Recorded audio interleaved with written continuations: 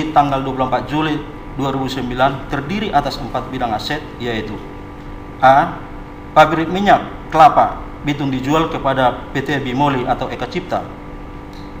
B. Pabrik minyak kelapa Gunung Mauka di Makassar dijual kepada Haji Probo Sutejo. C. Tanah dan pabrik batik milik Maimunah istrinya almarhum Aslam yang telah diterbitkan sertifikatnya atas nama PT PP Berdikari. D. Tanah dan bangunan di Jalan Gunung Sahari, Jakarta dijual kepada Tongju. 14. Bahwa terhadap tuntutan Khairuddin Aslam atas pengembalian harta kekayaan atau aset tersebut di atas telah mendapatkan berbagai tanggapan dari pemerintah, antara lain: A. Surat Bapak Haim Soeharto, mantan Presiden RI, tertanggal 15 Februari 99 dan tanggal 5 April 99 yang telah meminta agar PT PP Berdikari menyelesaikan tuntutan dan membayar kepada pihak Khairuddin Aslam selaku ahli waris PT Aslam dan penyelesaiannya masalahnya di luar pengadilan.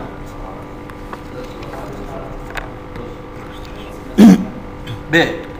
Sesda Lobang menyurat kepada PT PP Berdikari dengan suratnya nomor B garis datar 23 garis miring Sesbang garis miring 03 garis miring 99 tanggal 15 Maret 1999 untuk menyelesaikan tuntutan Khairuddin Aslam, dan dijawab oleh PT PP Berdikari terhadap Sesda Lobang meminta dikeluarkan surat perintah bayar, dan selanjutnya berdasarkan surat memorandum Sesda Lobang nomor R125 garis miring Setbang garis miring 04 garis miring 99 tanggal 21 April 1999 berisi 3 alternatif dan disposisi Presiden RI B.J. Habibie setuju pembentukan pendirian PT PP Berdikari, dan Kepres nomor 31 tahun 74 adalah penyertaan harta peminjaman dijadikan menjadi penyertaan modal kepada PT PP Berdikari, yang mana pinjaman dari PT Aslam tersebut tanpa persetujuan dari pemiliknya. B. Bahwa yang diambil dari pemerintah pada saat itu adalah modal lancar.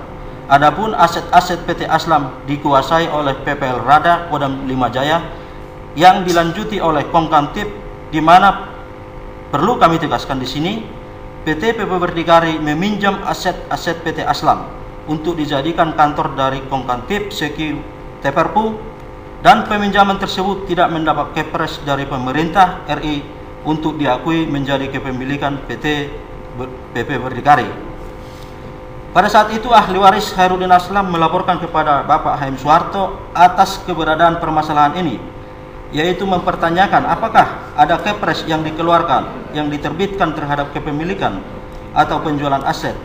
Karena hal ini terjadi di PT PP Berdikari, sehingga timbullah surat Haim Soeharto tanggal 25 Februari 99 dan tanggal 14 April 99 untuk menyelesaikan tuntutan kami dengan data-data yang ada. Selanjutnya di dalam hal ini tidak disikapi oleh Menek Haim Soeharto dalam kapasitasnya yang menjabat Presiden RI pada saat itu. Pimpinan sidang dewan yang kami hormati dan anggota dewan yang terhormat, kesimpulan kami berdasarkan hal-hal dan uraian tersebut di atas, maka kami sampaikan kesimpulan sebagai berikut. 1. Bahwa Kepres nomor 01 garing EK garing Kep garing 08 garing 1966 tertanggal 12 Agustus 1966 adalah tentang pembentukan pendirian PT PP Berdikari, bukan pengambil alihan. Dan pada poin 3 menyatakan mengenai tuntutan ahli waris dari PT Karkam dan PT Aslam agar ditanggapi sesuai dengan ketentuan perundangan yang berlaku, karena masih melekat hak kepemilikan PT Air Aslam di dalam PT PP Berdikari. 6. Bahwa sebagai bukti atas perbuatan direksi PT PP Berdikari tersebut, ternyata PT PP Berdikari dalam mengajukan permohonan sertifikat tanah milik PT Air Aslam, rekomendasinya hanya dikeluarkan dan ditandatangani oleh asisten administrasi Sesnek tanpa sepengetahuan Presiden RI, yaitu atas tanah yang terletak di Cipulir, sertifikat nomor 395 garis miring Cipulir, sehingga atas tuntutan Khairuddin Aslam tersebut kemudian PT PP Berdikari melakukan pembayaran sebesar miliar rupiah pada tanggal 2 September 1998 sebagaimana surat perdamaian. 7. Bahwa penjualan aset-aset milik keluarga Aslam yang dilakukan PT PP Berdikari sebelum PT PP Berdikari masuk menjadi BUMN dilakukan oleh PT PP Berdikari tanpa sepengetahuan dan tanpa pengalihan hak dari ahli waris air Aslam maupun tanpa keputusan Presiden, sehingga PT PP Berdikari harus menyelesaikan tuntutan Khairuddin Aslam karena penjualan aset dari Presiden ingin husnul khotimah. Ya. Begitu kira-kira. Ingin husnul khotimah. Jadi silakan Bapak-bapak, kami persilakan barangkali untuk menanggapi. Iya, udah berhenti ini saya bacakan.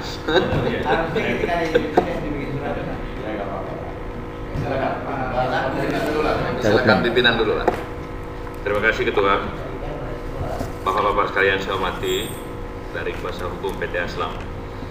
Jadi kalau kita melihat semua rangkaian surat-surat ini, kemudian saya buka ini sama bukti-bukti.